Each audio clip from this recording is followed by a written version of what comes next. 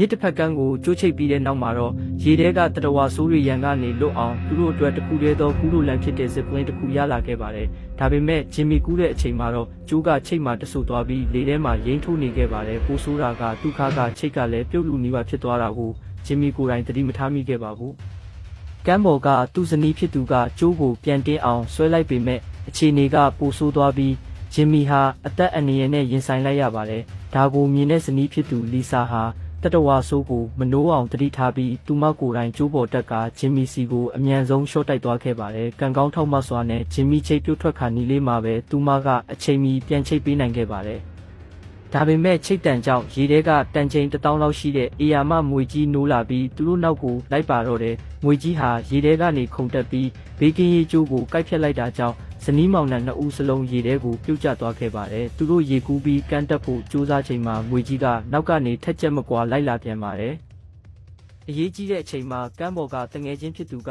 မွေကြီးရဲ့မျက်လုံးကိုတနက်နဲ့ပစ်ခတ်လိုက်လို့ခဏတာဆုတ်ခွာသွားချိန်မှာသူတို့ကမ်းပေါ်ကိုအောင်မြင်စွာတက်နိုင်ခဲ့ပါတယ်။ဒါပေမဲ့ဒါဟာဒဏ်ရာအနှဲငယ်တာဖြစ်လို့မွေကြီးကကုန်းပေါ်အထိလိုက်လာခဲ့ပါတယ်။ကံကောင်းတာကရှေ့မှာလေချောင်းရံကာကွယ်ရေးကူအောင်တစ်ခုရှိနေတာကြောင့်မွေကြီးမမိခင်စက္ကန့်ပိုင်းလိုမှအထဲကိုဝင်ပြေးနိုင်ခဲ့ပါတယ်။ဒါပေမဲ့တမီတာထူရှိတဲ့တမ္ပဏိတကားကြီးကလည်းဒီငွေကြီးရဲ့တိုက်ခိုက်မှုကိုဘယ်လောက်ကြာခံနိုင်မှမလဲဆိုတာကတော့နောက်ထပ်ဆက်လက်စောင့်ကြည့်သွားရမှာပဲဖြစ်ပါတယ်။